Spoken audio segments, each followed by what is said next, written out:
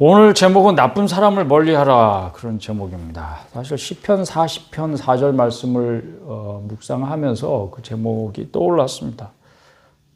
시편 40편 4절 말씀 한번 보실까요? 여호와를 의지하고 교만한 자와 거짓에 치우치는 자를 돌아보지 아니하는 자는 복이 있도다, 그랬습니다. 하나님을 신뢰하는 것, 그것은 하나님을 응시하는 것입니다. 그걸 어떻게 할 수 있냐면 그 반대의 모습을 보잖아요. 교만한 자와 거짓에 치우치는 자를 어떻게 한다고? 돌아보지 않은 자가 복이 있다. 돌아본다는 것은 그를 쫓는단 말이에요. 나의 시선이 그를 향해 있다는 거예요. 그 사람을 바라보는 거예요. 어떤 사람? 교만한 사람, 거짓에 치우치는 사람. 사실은 그 우상에 빠진 사람, 우상 숭배하는 사람을 가리키는 말이긴 한데, 거짓에 치우친다는 것은 우리 가운데에도 우리가 마음을 다해서 하나님을 바라보고 하나님을 믿는 사람이냐 아니냐 하는 것은 아무도 알지 못합니다. 그냥 겉모습만 보고 알 수는 없는데, 우리의 마음이 정말 하나님을 의지하는가, 하나님 신뢰하는가, 어떤 경우에도 그렇지 않는 모든 순간은 결국 하나님 아닌 다른 누군가 혹은 무엇인가를 바라보는 사람이다. 그러니까 우리가 바라보는 대상이 누구냐 하는 거 매우 중요하다, 그런 말씀을 하고 있는 것 같아요. 여러분, 오늘도 말씀 가운데 여러분을 만져주시는 그런 하나님의 터치가 있을 줄로 믿습니다. 사람들이 보면 착한 사람도 때로 나쁜 짓을 좀 하죠. 많이 합니다, 사실은. 정량적인 내용은 아니고 그냥 주관적인 생각이죠. 욕을 하기도 하고 또 남을 비난하고 모함하기도 합니다. 안 한 일도 했다고 그러고 한 일도 안 했다고 그러고, 가족에 대해서도 그렇고 형제나 심지어 부모까지도. 그런데 그렇게 나쁜 짓을 하면서도 다른 사람들, 바깥의 사람들 혹은 이웃 사람들에게는 좋은 사람으로 인정받는 수도 있습니다. 우리는 다 그런 본능이 있는 것 같아요. 그러니까 나쁜 짓을 한 거는 감추고 싶어 하고, 그냥 내가 좋은 사람으로 인정받고 싶어 하는 그런 심리. 이게 사람이 악해서 그런 건지 약해서 그런 건지, 기독교인이라고 할지라도 예외는 아닌 것 같습니다. 알게 모르게, 알면서도 그렇고 몰라서도 그렇고 나쁜 짓 하고, 때로는 하나님이 하라는 대로 안 하고 하지 말라는 것은 하고, 이러면서 삽니다. 제가 궁금한 건 이겁니다. 예수님을 믿지 않는 사람들이야 뭐 그렇다 치고, 예수 믿는 사람들이 언제까지 그렇게 살아도 괜찮은 건지, 그냥 마음대로 죄짓고 살다가 죽기 전에 회개하면 천국 가는 건지, 그러면 되는 건지, 여러분은 어떻습니까? 안 궁금하세요? 아마 자기가 죽을 날이 몇 날 며칠이다 그런 걸 알면은 사람들이 어떻게 더 잘 살까요? 좋은 사람 될까요? 아니면 그 반대일까요?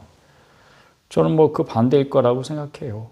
왜냐하면 사람들의 악함이 그런 것 같아요. 사람이 어떤 삶으로 이끌어가는가는 그 사람이 가지고 있는 생각이 너무 중요한 건데, 그런 생활에 대해서 성경은 뭐라고 말하나요? 요한 3서 말씀을 통해서 그거를 알아보려고 합니다. 그런데 너무 간단해요. 결론부터 말하면 이렇습니다. 나쁜 사람을 멀리해라. 이것이 생명의 법칙이다. 생명의 법칙이라는 건 뭡니까? 생명을 얻는 법칙이고 생명을 유지하는 법칙입니다. 악한 사람을 멀리하는 것이 내 생명을 지키는 길이다.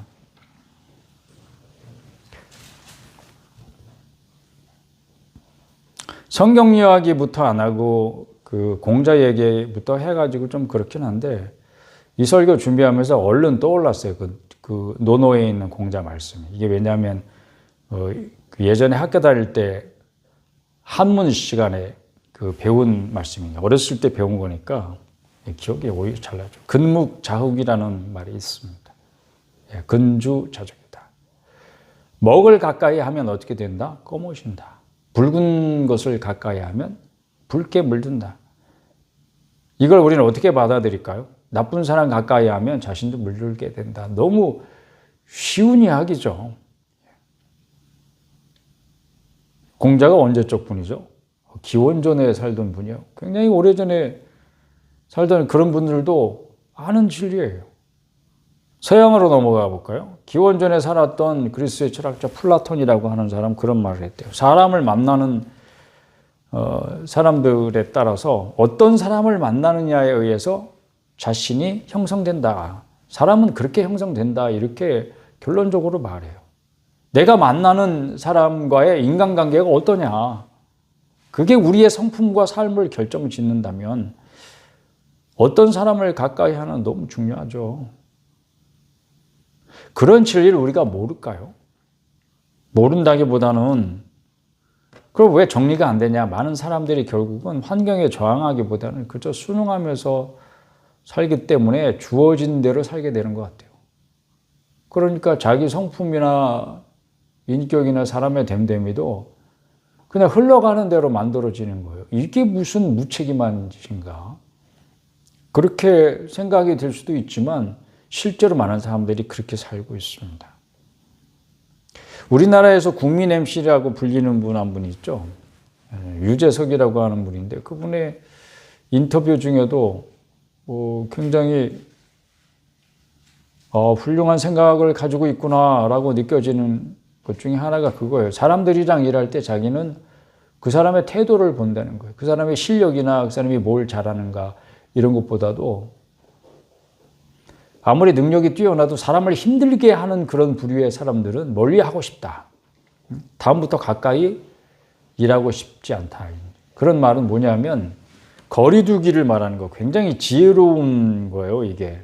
어떤 사람과는 거리를 두어야 하는 그런 사람이 있다.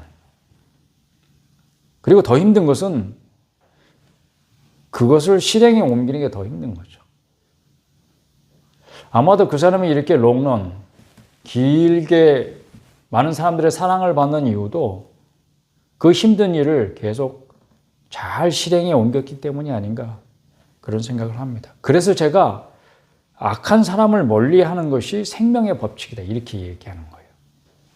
어떤 사람은 참 빛나는 재능을 가진 사람이 있는데 어느 날 보면 갑자기 사라진 사람들이 있죠. 그런 사람들 많습니다. 안타까운 사람도 많죠. 정말 왜 저런 짓을 저질러 가지고 자기 생명을 수명을 자초하는가 이렇게 정말 재능이 있고 아까운 사람들인데 나쁜 짓을 하거나 어리석은 짓을 해가지고 더 이상 활동을 못하게 되는 그런 사람들이 있습니다. 참 안타깝죠. 제가 좋아하던 야구선수 중에 하나가 미국으로 진출한 친구가 하나 있어요. 굉장히 우리 그 한국 야구에 있었으면 많은 사람들이 사랑을 받았을 텐데 자기 욕심이 있었겠죠. 미국으로 건너갔습니다. 메이저리그에서 실력을 인정할 정도로 굉장한 선수였죠. 근데 가서 무슨 짓을 했냐면 야구만 잘하면 되는데 사생활이 안 좋았어요. 물란했어요. 그게 드러나고 우리나라 뉴스에도 나오고 그렇게 창피를 당하고 나니까 아무도 그를 받아주고 기회를 주는 사람이 없게 된 거예요. 그 사람은 그 뒤로 어떻게 됐나? 안타깝지만 선수로서의 수명이 끝날 수밖에 없는 거예요. 어떻게 되는지 몰라. 너무 안타깝죠. 그게 뭐 그렇게 특별한 사람들만의 일이 아니고 그저 우리같이 평범한 사람들도 많은 경우에 그런 어리석은 일을 겪으면서 자신의 수명을 단축시키고 있습니다. 인품이 좋은 분이 이제 그렇게 말하니까 설득력이 있더라고요. 자기를 힘들게 하는 사람과는 거리를 두는 것이 맞다. 거리 두기. 굉장히 지혜로운 말인 것 같습니다. 이게 굉장히 성경적인 거예요. 요한 3서 11절 본문을 다시 좀 더 자세히 들여다보면 요한 3서 11절 말씀으로 다시 가서 보십시다. 악한 것을 본받지 말라 그랬습니다. 그 악함에 거리를 둬라. 이렇게도 해석해 볼 수 있죠. 영향을 받지 마라. 관계를 피해라 이거예요. 이게 영적으로 보면 이미 그런 문제에 대해서는 사회적으로나 심리학적으로 많은 연구 결과가 있어요. 근데 여러분들이 살펴보면 어렵지 않게 왜 나쁜 사람을 가까이 하는 것이 심리적으로도 사회적으로도 자기에게 부정적인 영향이 있고 그런 사람을 멀리 했을 때 나에게 어떤 유익이 있는가에 대해서는 이미 많은 논문도 연구 결과도 나와 있습니다. 여러분들이 쉽게 얻을 수 있어요. 그러나 우리가 살펴보는 것은 이제 영적인 영향력에 있어서 그런 사람들 왜 확실하게 선을 그어야 되는가? 이게 먼저 명령이라고 하는 것을 생각해 봐요. 주의 말씀은 첫째는 명령입니다. 그러니까 내가 그리스도인이다. 그럼 기독교인으로서 어떤 기준을 가지고 살아가야 되느냐? 이거 첫째가 말씀을 기준으로 하는 거죠. 성경이 뭐라고 하는가? 사람들이 뭐라고 하는가보다 더 중요한 거죠, 우리에게는. 악함에 가까이 하지 마라. 디오드레베라고 하는 인물을 언급하죠. 그 요한 3서에 보면 디오드레베 한번 보십시다. 요한 3서 9절 보시면 내가 두어 자를 교회에 썼으나 그들 중에 으뜸되기를 좋아하는 디오드레베가 우리를 맞아들이지 아니하니 그러므로 내가 가면 그 행한 일을 잊지 아니하리라. 가만 안 둘 거야, 내가 가면. 이렇게 들려요. 그러니까 그 요한 같은 사랑의 사도로 유명하신 분이 얼마나 사랑으로 넘치는 분입니까? 그분이. 그런 사랑이 넘치는 분도 가면 그냥 안 들 거야 이렇게 말할 사람이 교회 안에 있는 거예요. 디오드레베. 그가 어떤 사람인가? 10절에 성경책에 대대로 그 성경책에 있는 사람들마다 그가 행한 일을 다 알 만큼 고발을 하고 있어요. 악한 말로 우리를 비방하고도 사도들을 악한 말로 비방을 했네요. 그것도 부족해서 형제들을 맞아들이지도 아니하고. 형제들은 어떤 사람들입니까? 그 당시에 이제 순회 전도자라고 하는 사람들이 있었습니다. 교회들마다 이렇게 그 무보수로 돌아다니면서 말씀을 전하는 그런 순회 전도자들이 있었습니다. 이제 그런 사람들을 교회가 환대하죠. 나그네로서 대접하고 그의 말씀에 귀를 기울이고. 그런데 그런 사람들을 맞아들이지도 않고 맞아들이고자 하는 자를 금하고 교회에서 내쫓는 이런 나쁜 짓을 한 사람이 교회 안에 있었다는 얘기 아니에요? 아주 질 나쁜 사람이네요. 지금은요? 지금은 어떻습니까? 교회 안에도 멀리 해야 할 사람이 있다는 걸 말씀하고 있습니다. 제 이야기를 듣는 분들 중에 그런 사람 생각나죠, 여러분? 교회 안에도 나쁜 사람이 있다. 멀리 해야 될 사람들이 있다. 근데 여러분 자신이 그런 사람이 되는 그런 불행이 있으면 안 되겠습니다. 사랑의 가르침은 어느 누구도 차별하지 않죠. 누구를 차별해서 어떤 사람은 사랑할 사람, 어떤 사람은 사랑해서는 안 될 사람, 그렇지 않습니다. 그러나 악인을 가까이 하면 안 되는 그런 이유가 악인이라도 우리는 가까이 해야 되지 않습니까? 그를 사랑해야 되지 않습니까? 원수도 사랑하라 그러지 않았습니까? 여러분, 그렇게 유치한 질문을 하지 마세요. 그거는 차원이 다른 문제예요. 그러니까 여러분들 그냥 자기 주장이 옳다고 하는 그런 자기 주장을 위해서 성경 말씀을 막 갖다 붙이고 그런 거는 굉장히 나쁜 습관이에요. 디오드레베가 딱 그런 사람이죠. 자기 주장만 옳다고 생각이 다른 사람들을 어떻게 했어요? 배척해버린 거예요. 그런 사람이 교회 안에 있으면 갈등이 일어나고 분열이 있을 수밖에 없습니다. 반면에 12절에 언급한 데메드리오라고 하는 사람에 대해서는 구체적으로 그가 어떤 사람이다 언급하고 있지는 않지만 선한 사람으로서 무 사람에게도 진리에게서도 증거를 받았다. 이 말보다 더 분명한 신임장이 어디였습니까? 여러분들이 그렇게 선한 사람으로서 무 사람에게 인정을 받을 뿐만 아니라 진리에게서도 증거를 받는 그런 사람 되시기를 축복합니다.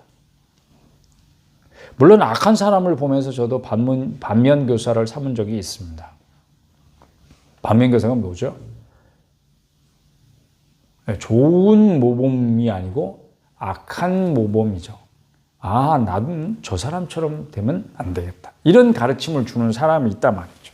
아, 저렇게 하면은 망하는구나. 아, 저렇게 하면은 내가 죽는구나. 아, 저렇게 하면은 뭐가 잘못되는구나. 이런 거를 나한테 가르쳐 주는 그런 사람들이 있었단 말이죠. 반면교사. 근데 여러분, 그런 사람도 주님께서 제게 필요해서 이렇게 붙여주시는 경우도 물론 있습니다. 근데 그런 사람이 항상 곁에 있으면요, 너무 피곤합니다. 너무 피곤해요. 제 수명이 단축돼요. 왜냐하면 그 사람만 묵상하면 나도 모르게 욕이 올라와. 그냥 몇 번씩 마음으로 죽였다 살렸다 해. 그게 그냥 옆에서 지켜보는 게 아니라 나하고 관계된 일이기 때문에 그런 거죠. 하루에도 12번씩 막 죽여 살려 막 이렇게 하니까 사람이 내 수명이 단축되는 거예요. 그러니 악인을 멀리 하는 것이 생명의 법칙이라는 게 무슨 뜻인지 여러분 아시겠죠? 느낌이 확 오시죠? 이게 생명의 법칙이에요. 그러니까 사도 요한이 자기가 사랑하는 형제 가이오에게 사랑하는 형제요, 너는 악한 자를 멀리하라, 나쁜 사람을 멀리해라. 이게 너의 생명을 지키는 길이다. 이렇게 권면하는 거예요. 오늘 요한 사도를 통해서 사랑하는 여러분에게 주님께서 주시는 말씀으로 알아들을 수 있기를 축복합니다. 그러니까 누구를 바라보느냐, 이거 너무 중요하죠. 나에게 어떤 영향력을 끼치는가, 그런 측면에서. 왜 그리스도인들이 나쁜 사람을 멀리해야 하는가? 왜 주님은 그렇게 명령하셨는가? 그게 생명의 법칙이기 때문에 그렇다. 그냥 한마디로 요약하면 그런 거죠. 시편 아까 40편을 이제 함께 읽었는데 1편 1절에 보시면 복 있는 사람은 어떤 사람이래요? 악인들의 꾀를 따르지 아니하며. 하나님께 복받는 삶의 첫걸음으로 언급한 게 뭐예요? 악인과의 거리두기다. 이걸 생각해 봐요. 성경이 얼마나 하나님 말씀이니까 지혜의 원천이겠습니까? 그 지혜가 우리에게 복 있는 자의 특징으로 말하고 있는 첫 번째가 악인과의 거리두기. 이게 주는 그런 통찰력 굉장히 심오하죠. 롯을 생각해 보십시다. 아브라함의 조카죠. 창세기에 보면 아브라함과 함께 살 때 하나님께서 롯에게도 축복을 주셔서 그 소유가 뭐 넘쳐나니까 아브라함 식구들하고 롯의 식솔들하고 이렇게 함께 살 수 없을 만큼 그 터가 너무 좁아졌어요. 이제는 헤어져야 할 때가 온 거죠. 근데 여러분 보세요.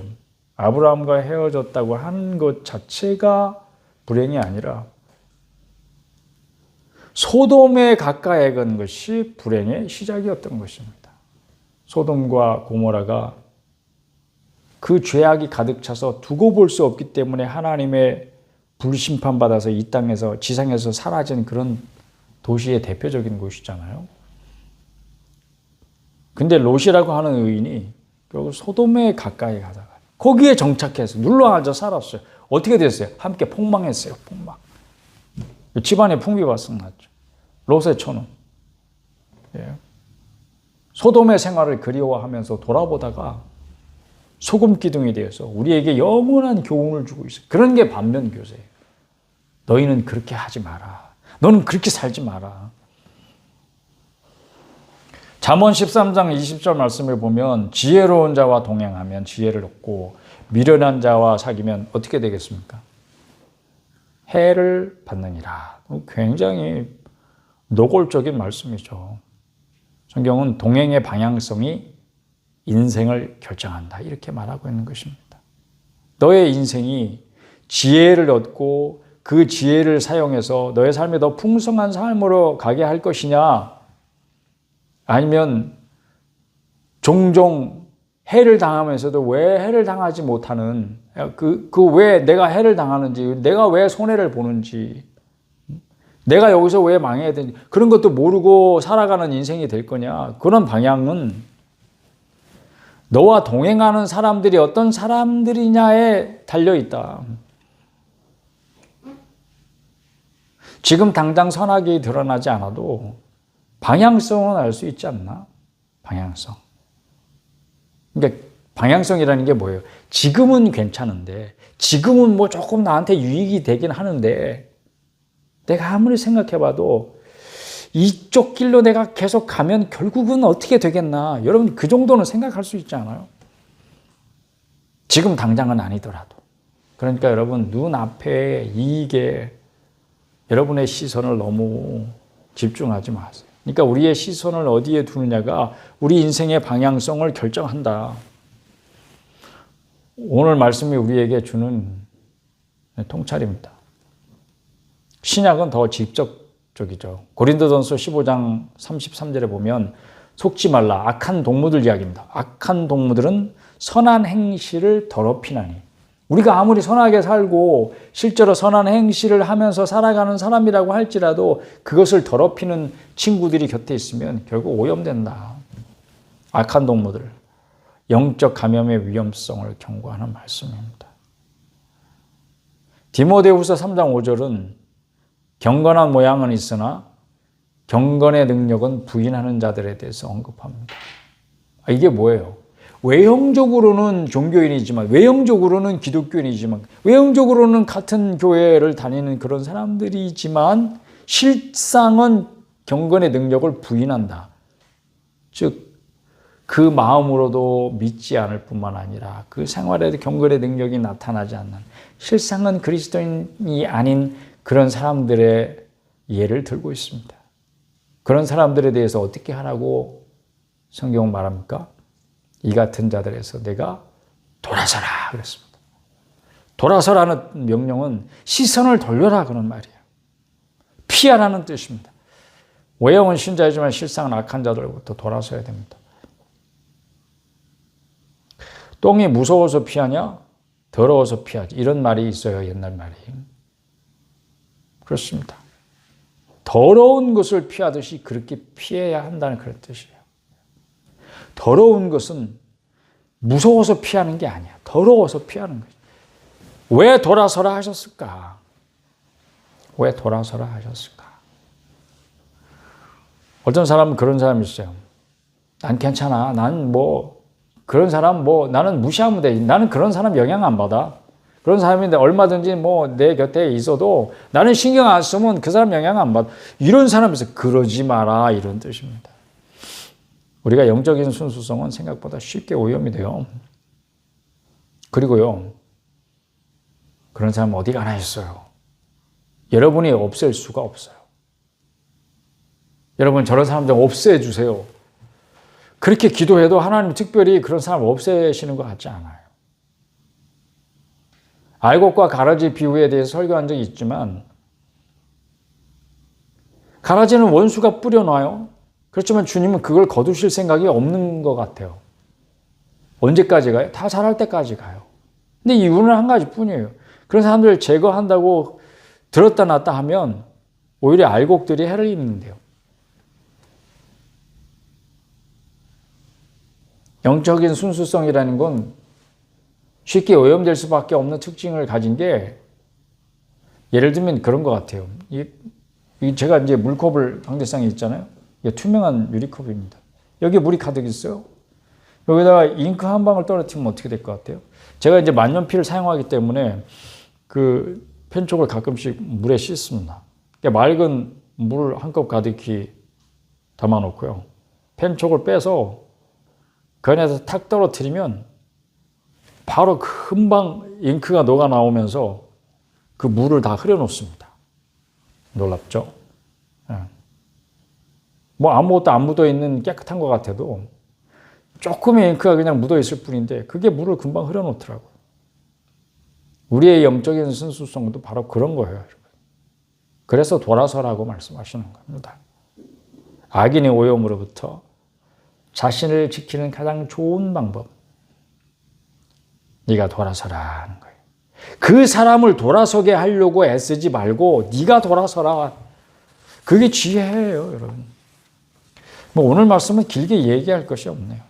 그러니까 결론부터 제가 말씀을 드렸고, 그것이 너의 생명을 지키는 길이다 하는 주의 말씀을 여러분에게 이미 드렸습니다. 그런데 한 가지 어려움이 있죠. 어떤 사람이 좋은 사람이냐 혹은 나쁜 사람이냐, 이거 어떻게 분별하죠? 왜냐하면 막 드러내놓고 나쁜 짓 하는 사람들이야 뭐 쉽게 알 수 있잖아요. 어우, 뭐 똥이 무서워서 피하냐? 더러워서 피하지. 그러면서 얼른 피할 수 있는데 교묘한 사람이 있단 말이죠. 그래서 지혜가 필요합니다. 왜냐하면 나쁜 사람을 분별하고 그 사람으로부터 돌아서는 것은 지혜입니다. 지혜. 여러분, 지혜를 어떻게 해야 됩니다? 어떻게 해야 됩니까? 하나님 앞에 지혜를 구하십시오. 그리고 말씀에 순종하는 의미에서 여러분의 인간관계를 점검하십시오. 그러니까 관계를 지속해도 좋은가? 멀리 해야 할 사람은 없는가?